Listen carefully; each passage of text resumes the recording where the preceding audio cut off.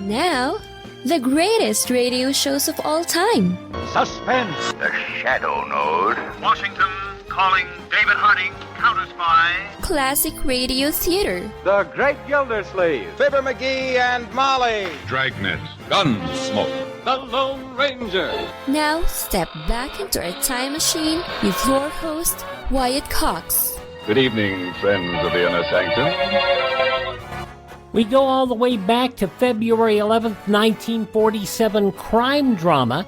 This episode of Boston-Blackie stars Dick Kollmar, Broadway actor-producer, who was the second and probably best known of the radio Boston-Blackies.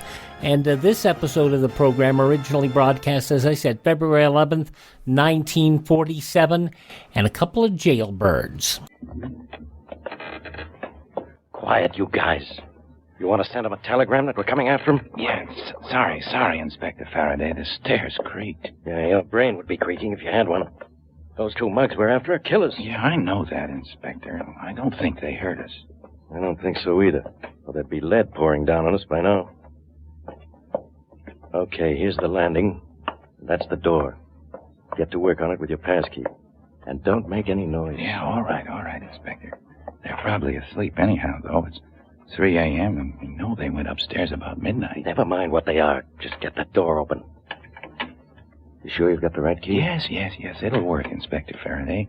I tried it this afternoon while Dawson and Murdoch were out. Yeah, this is the one, all right. Okay, men. Not a sound now. Right. This is it. As soon as the door is open, make a beeline for that bed. Remember, the two men in it will shoot if they get a chance. See that they don't get the chance. Go to Exmouth. Right. There. The lock turned, Inspector. I'll open the door.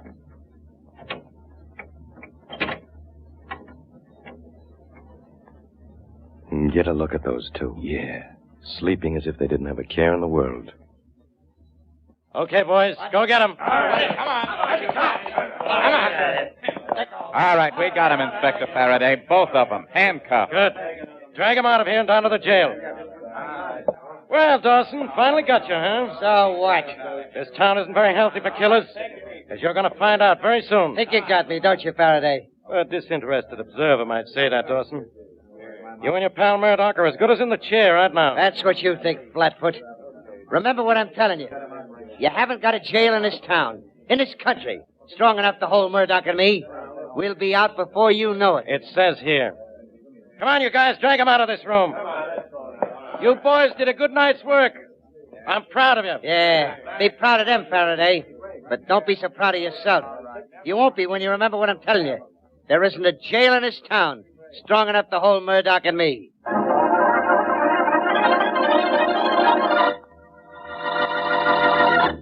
And now meet Dick Kollmar as Boston-Blackie. Enemy to those who make him an enemy. Friend to those who have no friend.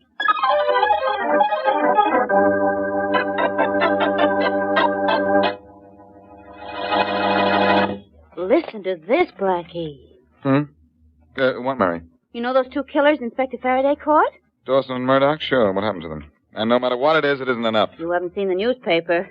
No, I haven't, as a matter of fact. Something about Dawson and Murdoch? They got away. Oh. It says here they were being held overnight in a detention cell. They had a visitor this morning, and sometime around noon they sawed the bars off their cell and escaped. Uh-oh. Faraday will be fit to be tied. Whoever the visitor was probably smuggled in the hacksaw. Too bad they got away. They're both pretty dangerous characters. Maybe you ought to stay in this evening. Maybe I ought to go out and see if I can find some trace of them for the good inspector. Oh, no, you don't. Faraday's a good friend of yours, but you're a good friend of mine. And I'm not letting you go out after a couple of killers. Now, who can that be? Mary? I'm sorry. I always say that when the phone rings, don't I? When the phone rings, I always say, hello? Hello, Blackie. Yes? This is Duke Collins, the radio singer. I need your help. I've been threatened. Really? By whom and with what? Well, I don't know the man. He called me a little while ago and said he was going to come up and see me. If I didn't do what he wanted, he'd see to it that I never sang again. I called you, Blackie. I was afraid to call the police. Where are you, Collins? Snyder Apartment, Suite 928. If you're coming up here, Blackie, please hurry. I'm... Oh! Hey, Collins, what's going on there? That's just a sample, Collins. Hey, what is this? Hang up that Hey, phone. Collins! Hang it up, I said. What? What was that, Blackie? Duke Collins, the crooner. Somebody's smacking him all over his Oh, apartment. my gosh, Blackie. Why would anybody want to beat up Colin? Because he's a crooner, maybe. Well, that's beside the point, Mary. The point is that he wanted help, but he asked for it a little too late.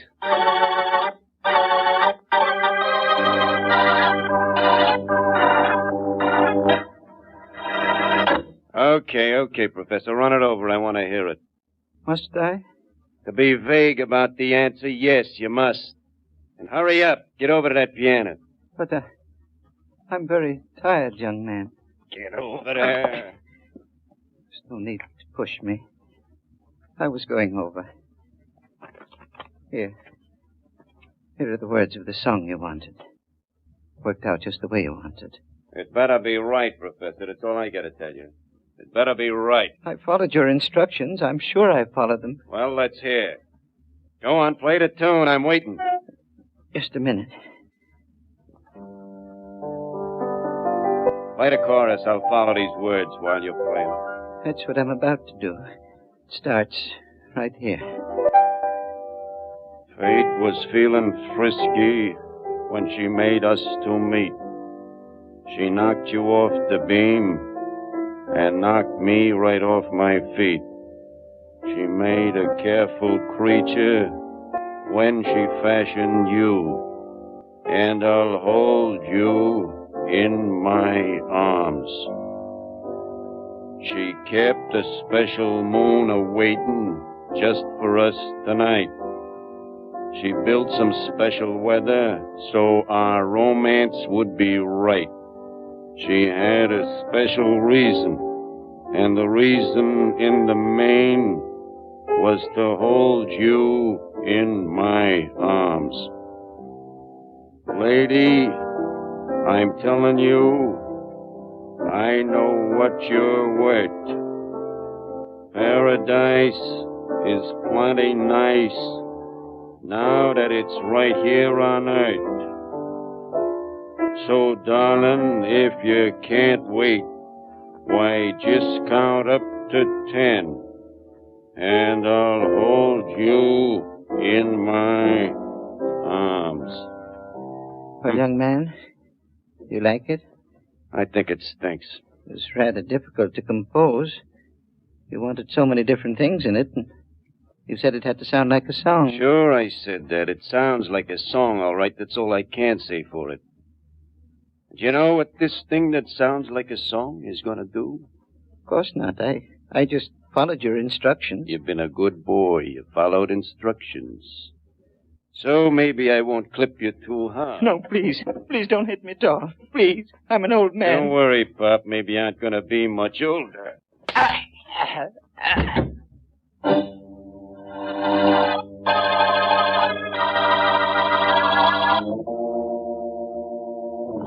This place is getting me down, Dawson. It's getting me down. Yeah, did you like jail better, Ape? Sorry I had those saws smuggled in so you and I could break out. Go on, play solitaire and stop bothering me. All I'm saying is these four walls is driving me a little out of my mind. There's only some way we could get out for a while. Every cop in the city is looking for us. Turn on the radio if you want something to do. I'm sick of the radio. I'm sick of everything in this broken-down room. You ought to be glad we have it, Ape. There ain't no green door at the end of this hall. Remember that. I don't know what's at the end of this hall. All I know is I'm getting jittery. When is the message going to come through? That's what I want to know. It'll come through when Sam and the boys are ready to move us. They don't even know where we are. They wouldn't let me phone them. That's right. The cops will be listening to trace the call. They know our boys. Relax, Ape. Yeah, The relax. kids will get a message to us. That radio is going to give it to us. Sure. You say so I'm supposed to think it's true. It's all arranged. That little radio over there is going to tell us when Sam thinks it's okay for us to blow and where we're to meet him so that we can get away nice and clean and safe with nobody knowing a thing about it except us.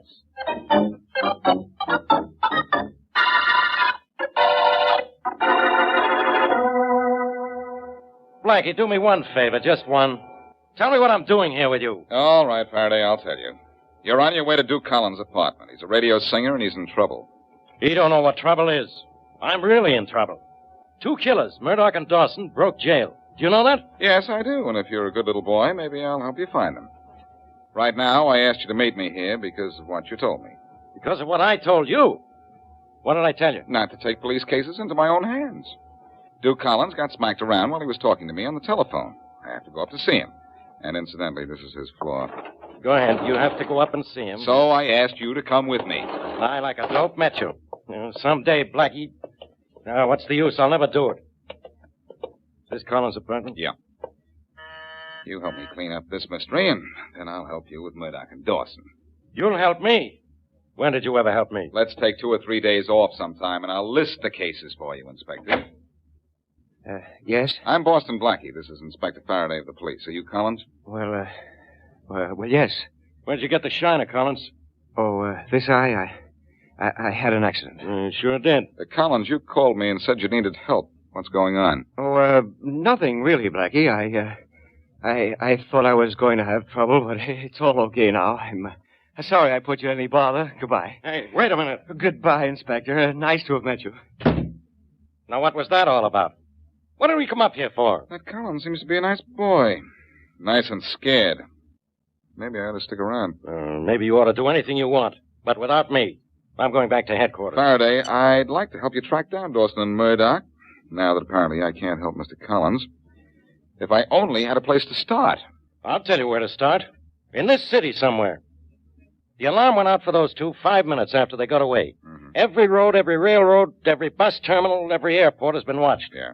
They never left this city. Well, if I were you, I'd watch their friends. They're going to need something, money, clothes, a car maybe. Their friends will be in touch with them. You don't know Dawson. He's the cleverest crook that ever hit this city. He knows we'll think of that first thing. I guarantee none of his friends know where he is. And even if they did, they'd be under orders to keep away from wherever he's hiding out. In that case, you've got a tough assignment in this case. In this case. Listen, in case you're interested, you've got friends in the underworld. Oh, I wouldn't say that exactly, old pal. I know several characters who talk to me, even though I happen to associate with a police inspector once in a while. Is that what you meant? Meant? Who knows what I meant? All I know is that I gotta get a lead on those 2 guys. If you hear anything, Blackie, let me know, will you? Sure, Inspector. Only I've got an idea. It isn't going to be as simple as all that. Those 2 mugs got out of jail pretty easily. Maybe they'll get out of town just as easily.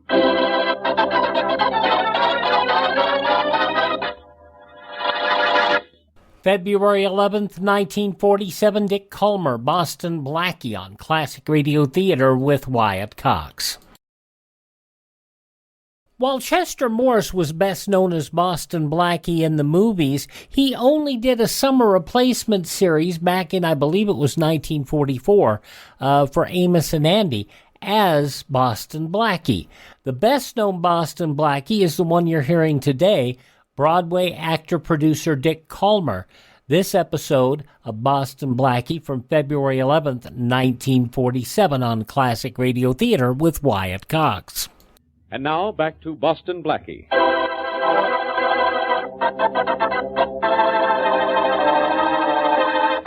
Dawson and Murdoch, 2 criminals, have escaped from detention cells and are holding out in the city. Inspector Faraday is certain that their gang will try to get in touch with them, but so far no attempt has been made. However, Duke Collins, a radio singer, complains that he's been threatened, and while there's no apparent connection between that and the escaped killers, Boston-Blackie has an idea the 2 might be tied up. He and Mary Wesley are in his apartment listening to the radio just before it's time for Collins to sing. Blackie. Wait a minute, Mary. I want to hear the end of this program. Hey, you got me, Copper. You got me. Only I told you you'd never take me alive. And you didn't. Hey, Mike. Look what fell out of his pocket. 2 pennies. All the dough he had, I bet. Well, it only goes to prove that what they say is true. Crime really doesn't pay. That was good, wasn't it? Well, Mary, I certainly wish it was as easy to catch crooks in real life as it is in mystery stories. Oh, I don't know. You don't do so badly. Well, maybe not. But it isn't easy. Time for that Duke Collins to sing, isn't it? Oh, yes, it is. He's wonderful, Blackie. Will you hear him? Baby, your bobby socks are showing. Oh, shush. It's time for Collins. Ladies and gentlemen, Duke Collins Sings, the program originally scheduled for this time, will not be heard. In its place, we present a short interlude of piano music. Turn that off, will you, Mary? Something funny's going on around here, and I've got an idea that it's all tied up with those two escaped killers, Dawson and Murdoch. Well, what makes you say that, Blackie? As if you had to have any reason. Well, Collins called me to say he was threatened. He didn't know why or who it was that threatened him. Then, while I was talking to him, apparently somebody slugged our singing friend. Later, when I went up to see him, he practically told me to mind my own business. Now, please pardon me for being logical, but what has that to do with two escaped killers? Oh, I don't know. I think that... Oh, dear, somebody's at the door. I'll get it. Never mind. I'll go, Mary. I'm near her. Blackie. Holy mackerel. What truck hit you? Let me in, Blackie. Mary, come over here Please, quickly. let me in. Pretty badly beaten up guy here. Blackie, I... Grab him, Blackie. He's passing out. Yeah, I've got him.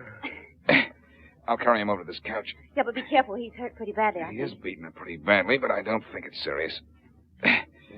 Okay, boy. There we are. Who is he, Blackie? I've never seen him before. Who is he, Mary? He's the radio singer that didn't go on the air. He's Duke Collins. Now, take it easy, kid. You're with friends. Feel like telling me what happened to you? Yeah. Yeah, sure, Blackie. I couldn't talk to you when you and Faraday came up to my apartment, but I wish I had. I see what you mean. Say, Mary, you better get some stuff from the drugstore. Right. Now, let's start from the beginning, Collins. Well, I got a call threatening me unless I sang a certain song on the air, Blackie. Yeah? So I called you right away. Then when I was talking to you, some mug came in and he planted one on my eye. I'll be right back, Blackie. Okay. Collins, I gathered what was happening over the phone, and later I saw your eye. Yeah. Then what? Well, then this mug said that what he did to my eye was just a sample of what would happen if I told anybody about him. And that's why I didn't talk to you and Faraday. Well, how come you really got beaten up then? You didn't talk. No, but tonight this fellow got me just as I was going into the broadcasting building. He gave me a song he wanted me to sing. I have it here.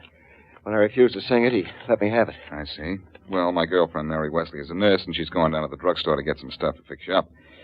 You'll be all right as soon as she gets back. Now, let me take a look at that song. Maybe I can get something out of it that'll make somebody sing a different tune.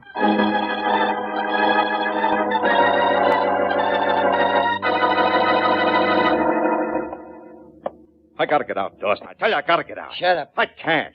Cooped up in here, nothing happens. I gotta get out. You'll get out. That's what you say. How? Who's gonna get us out? The boys. Boys don't even know where we are. They'll contact us. How? It's 2 days. I gotta get out of here. Shut up or I'll clip you. You'll clip who? You. You're blowing your top, Ape. Now cut it out or I'll give you... Who's that? I don't know. Get your gun and get behind that door. Right. Whoever it is gonna get a reception, believe me. Do what I tell you. Get behind that door when I open it.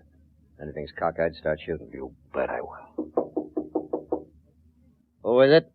It's me, Dawson. Eric. That's the guy who runs this rooming house. This could be a gag. Do what I told you, Abe. Okay. You alone, Eric? Yeah, sure, I'm alone. Oh, wait a minute. Well, what is it? Let me in. Stop with that. What is it? Dawson, you and your friend, you must get out of here. You said you would stay only 1 day and 1 night. Already it is 2 days. I get into trouble. Is that all? Scram or you'll get into real trouble. If the police find out. Well, that's that, Ape. Yeah. At least there was some excitement. No, I almost killed that guy just now. What for? I don't know. Maybe just for something to do. Maybe just to keep in practice.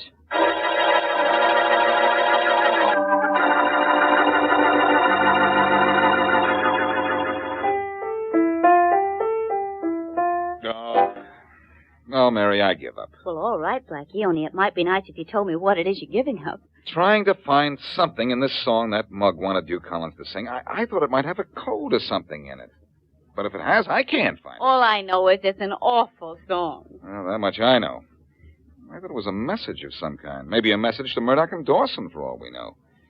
This would be a clever way of getting in touch with them and telling them getaway plans, if that's what it is. You mean Murdoch and Dawson arranged with their gang to tune in on Duke Collins' program every night, and then when a certain song was sung, they'd have a way of finding out what message was in it? That's right. Say the words over again while I play this, will you, Mary? Oh, sure. Go ahead. Fate was feeling frisky when she made us two meet. She knocked you off the beam and knocked me right off my feet. She made a careful creature when she fashioned you, and I'll hold you in my arms. She kept... Hold it a second, Mary. Oh, what's the matter? Mary, I've got it. He's got it. Oy, such a song. From February 11th, 1947, Dick Kollmar as Boston Blackie. Thank you so much for tuning in to Classic Radio Theater with Wyatt Cox here on your favorite radio station. The conclusion and an episode of the Challenge of the Yukon follows these important words from your favorite radio station.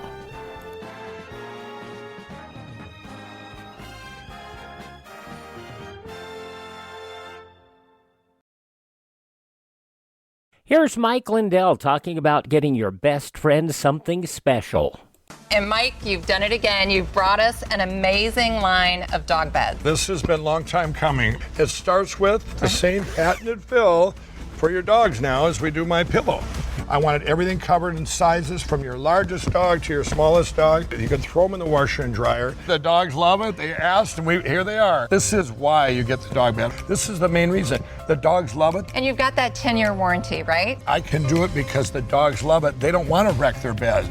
And you can get these MyPillow dog beds at a price lower than the big box stores, as low as $19.95. Call 1-800-928-4715, 1-800-928-4715, or go to mypillow.com/pet and use my promo code Wyatt. Treat your best friend to a MyPillow dog bed, mypillow.com/pet. Promo code Wyatt.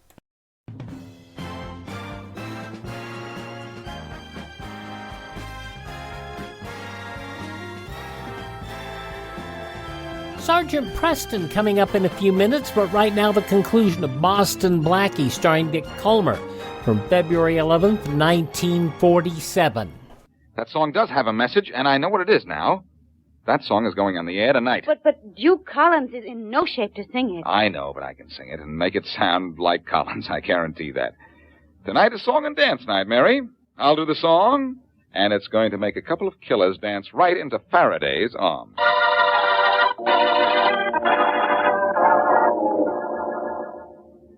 Coming up, Blackie. 5 seconds. You nervous? Anxious, pal, anxious.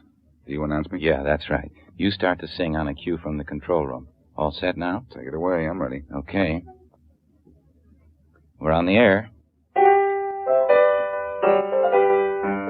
Your favorite station now brings you your favorite singer, Duke Collins, in a program of your favorite songs. For his first selection, Duke sings a brand new song never heard on the air before. Duke Collins sings, "And I'll Hold You in My Arms." Fate was feeling frisky when she made us two meet. She knocked you off the beam and knocked me right off my feet. She made a careful creature when she fashioned you, and I'll hold you. Nice voice that guy's got, huh, Inspector Faraday? That's Blackie, you dope. He's singing in Duke Collins' place. You call that good? Oh, yeah, sure, as good as any of them guys. I'd rather listen to the motor in this police car. Yeah. Say, when do we get started after Murdoch and Dawson, Inspector? We get started when Blackie gets finished.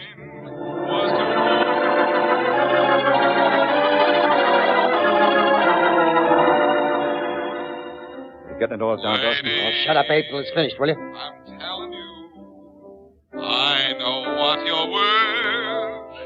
Paradise is plenty nice now that it's right here on earth. So, darling, if you can't wait, why just count up to 10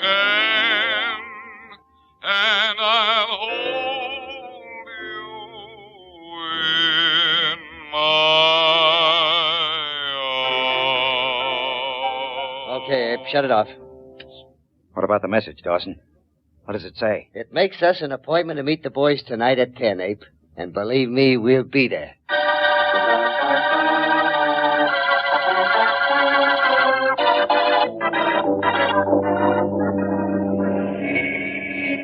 Keep in the shadows, Abe. We don't want to get picked up by any cop now. We're too close to the payoff. I'll be careful. Clever idea, that song, Dawson. You're a smart guy. Collins guy didn't show in the air last night. I got panicky. Yeah, one night or the next, what's the difference? All we gotta do now is make the corner, and there'll be a car parked there. Hey, there is a car. Yeah? I can see it from here. Yeah, that's our boys, Ape. They did a good job. Another minute, we're our way west. I can hardly wait, Dawson. I can hardly wait. You ain't got much patience, Ape. You really ain't. Anybody inside? Wait a minute. No. Nobody.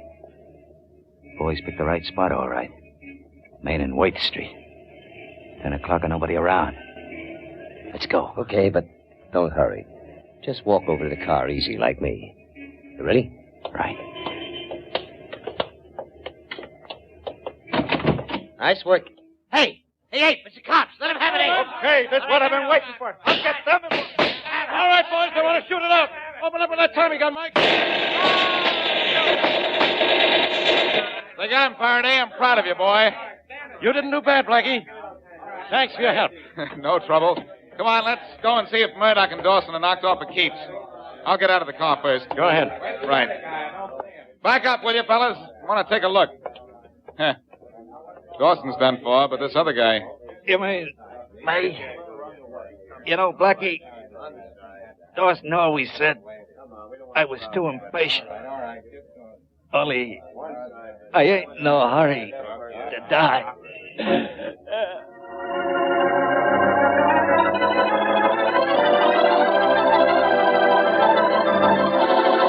Okay, Blackie, you did it. I know you did it. Now tell me how. What was the code in that song you sang over the radio? Take it easy, Inspector. You know, I want to know the answer to that, too. Well, both of you will find out at the same time, and that same time happens to be right now. The code in that song was the last word in every other line of it. The complete message was, meet you tonight, Main and Worth, 10. That meant 10 o'clock. And you knew that that was a message to Dawson and Murdoch from their boys, and that they would keep the date, huh? That's right. My boys took care of Dawson and Murdoch's guys before they showed up. When the two killers got there, we took care of them, too. You certainly did, Faraday. Congratulations.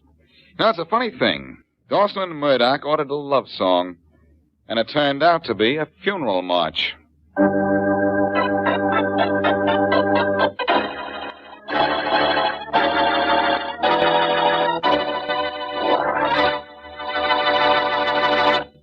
February 11th, 1947, Boston-Blackie on Classic Radio Theater with Wyatt Cox.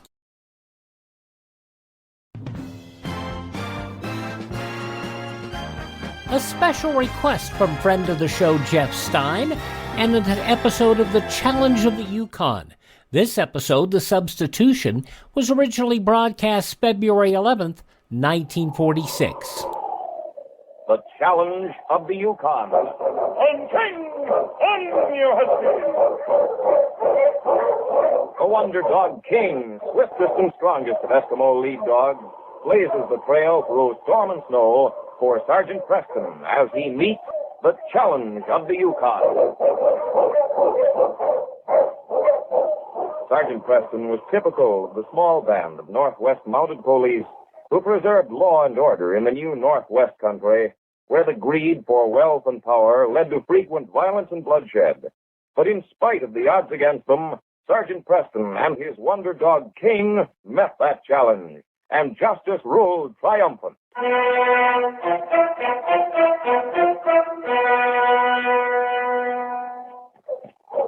Sergeant Preston stopped his team in front of the mine where Jim Peters was working. Okay. Hello, Husky. Hey, King. Come here, boy. Suddenly, he heard an explosion coming from the base of the shaft. Jim, are you all right? I'm coming, Jim. I'm coming. Where are you? You badly hurt? Oh, that blast went off too soon.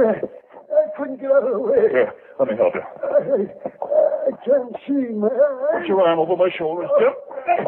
I'll get you back to your cabin. Bring the doctor over from town.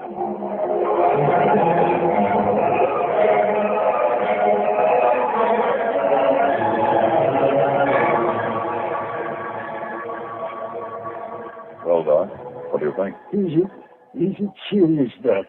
Am I hurt bad? I'm afraid it's bad news, Jim. That blast got your eyes. I'm very much afraid you're going to be blind. Oh, no, Doc. You think it's permanent, Doctor? Well, I don't like to say. Sometimes miracles happen, but you'll be blind for a long time. But I'm all alone. I don't know what I'll do. No, don't worry, Jim. We'll get someone to take care of you. I wish I could have told you something more cheerful, but I think it's better if you know the truth. Now, keep that bandage over your eyes, and I'll come back again tomorrow. All right, Doc. Well, it's a nice dog you have here. He seems worried about you. Hello, Shep. He's my nephew's dog. Well, have you a nephew here, Jim? Well, not here. He's working our claim down in Selkirk. We weren't doing very well with it. It ain't a very good one. So I came up here to try my luck. Say, couldn't you get him to come up and take care of you? Maybe he could. His claim ain't much better than this one. I think it'd be a good idea if you'd send for him. Well, I'll be running along. I'll see you tomorrow. Well, thanks, Doc. I'll stay here with him, Doctor. I saw one of his neighbors, and I went after you. Said he'd stay here with him tonight. Well, that's fine. He must have someone with him. Bye, Doc. Goodbye, Sergeant. I'm certainly sorry about this, Jim. Well, I guess I'm in a pretty bad spot. Jake Hubbard said he'd be over to help take care of you. Jake Hubbard?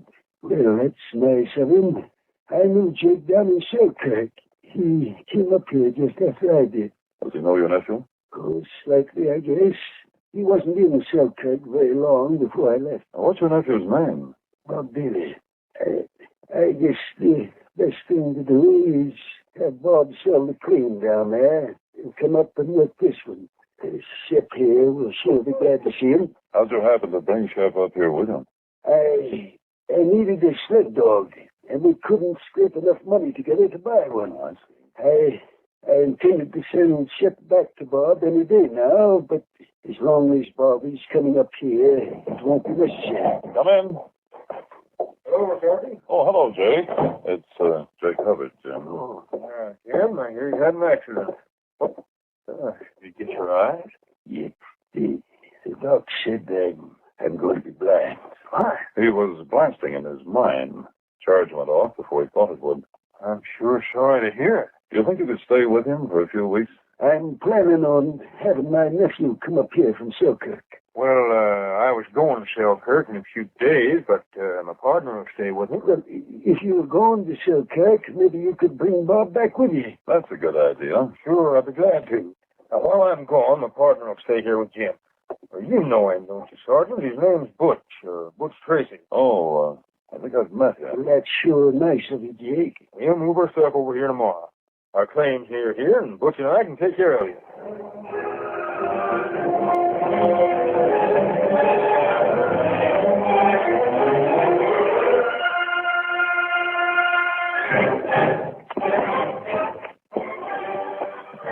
I don't like the idea of moving over to Jim's cabin.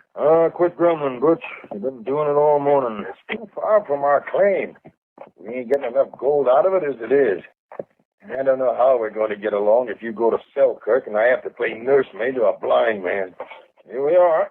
What are you talking about? This is Jim's claim. I want to have a look at it. Well, what for? He blasted yesterday and nobody found out what the blast uncovered. Come on. Come in here with me. I suppose you're going to ask me to work his mind, too. Got a match handy? It's kind of dark in here. Yeah, here. Here's where he blasted. Butch, look at this. Wow, that rock. It's yellow. Sure is.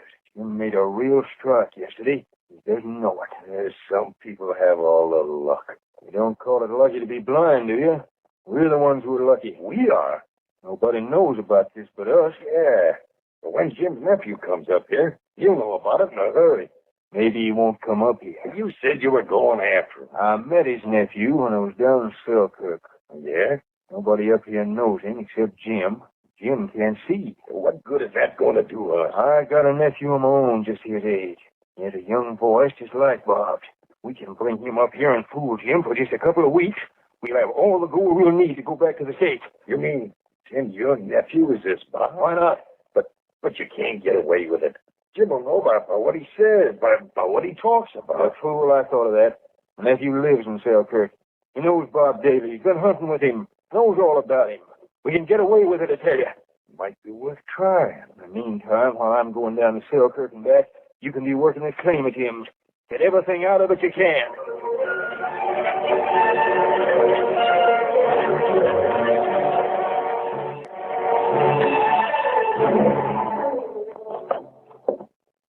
Hello, Jim.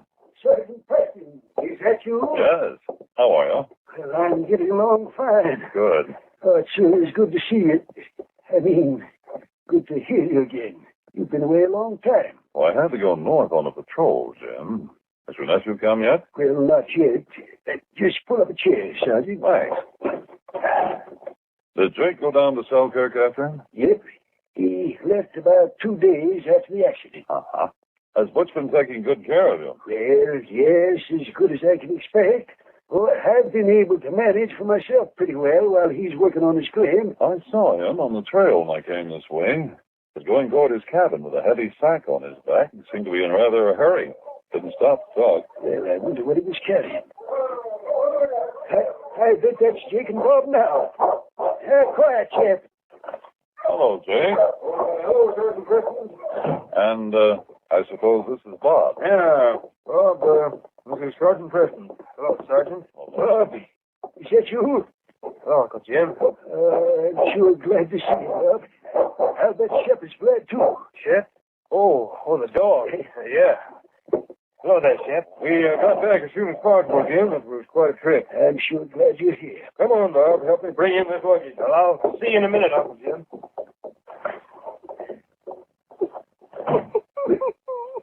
Shep, didn't you go with him? It looks as if Shep would rather stay with you, Jim. Well, that's funny.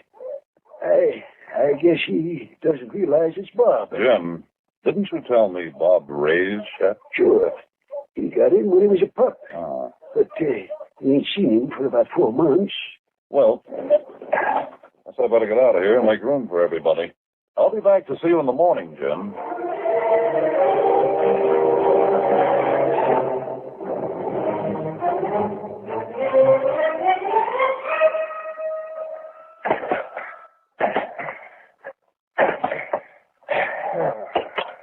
I'm tired. This is heavy work. It'll be worth it. 2 weeks of this, with you and Jake and me working, we'll have all the gold out of here in no time. I didn't like the way that Mountie looked at me yesterday. And that fool dog Shep growled at me. I think he suspects something. Even if he does, you can't prove anything for a while. By then, we'll be out of here. I saw him heading for Jim's cabin a few minutes ago. What if he has old Jim describe his nephew? What if he does? With the same height and weight, you have sandy hair and blue eyes. The description will fit, won't it? Well, I don't like it. I'm scared. Yeah, you wait here. Just to satisfy you, I'll sneak up behind Jim's cabin and listen to what they're saying. Now, you get this gold ready and meet me at our cabin with Jake.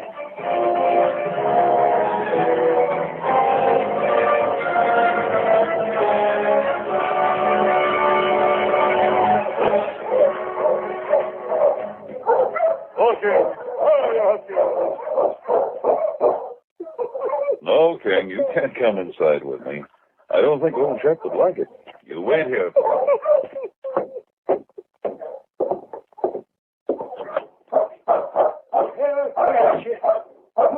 It's Preston, Jim. How are you today? Oh, it's about the same, I guess. Pull up a chair, Sergeant. It's nice of you to drop in. Jim, I didn't want to worry you yesterday, but I'm wondering if the boy who came here with Butch is really your nephew. Well, sure. At least I think so. Is your nephew about 20, with sandy hair and blue eyes? Yep, that's him, all right. Well, guess I was wrong. When I stopped in your mine today, he and Butch had certainly done a lot of digging. What's wrong, Shep? He's looking towards the back of your cabin. Guess he hears King out there, Jim. Shep's the reason I was suspicious of your nephew. I'd swear Shep didn't know him. Well, wasn't sure we were telling this, Bob, is the scar on his eyebrow. It cuts right across it, about an inch long. A scar? Well, I didn't notice a scar. I'm sure there wasn't. What's that? He shot somebody. King! Black fella, what is it? Butch, get up. Get him off me. You attacked me for no reason at all. Oh, my hand. What are you doing behind this cabin? That's what worried Shep. Were you trying to hear what we were saying? I was just coming to the cabin, I tell you. King wouldn't have jumped you if you hadn't pulled the gun. I must have dropped it. You didn't drop it. You heard Jim tell me about the scar on Bob's eye. And you knew I'd know at once that the man you brought here isn't Jim's nephew at all. He is Jim's nephew. Come on, Butch. We're going to your cabin and bring Jake, a so-called nephew, back here. Watch him, King.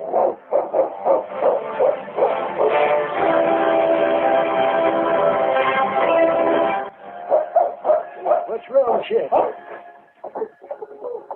Get in there, all of you. We're going. Go ahead, Jake. Who is it? It's Butch and Jake. And the boy is pretending to be your nephew, Jim. They're under arrest. But why? The blast of dynamite that blinded you uncovered a rich vein of gold. They had a clever scheme to steal it away from you, Jim. But Shep spoiled it. He knew that Pete here wasn't his master, even if you didn't. I forgot about that dog. You and your fancy idea. Why I order Get on, Butch. Watch him, King. But Bob. Where is Bob? We'll get your real nephew to come up to your mind, Jim. You're going to be a rich man. You see, I found a lot of your gold in Jake's cabin. Come on, boys. We're going to town. Watch them, King.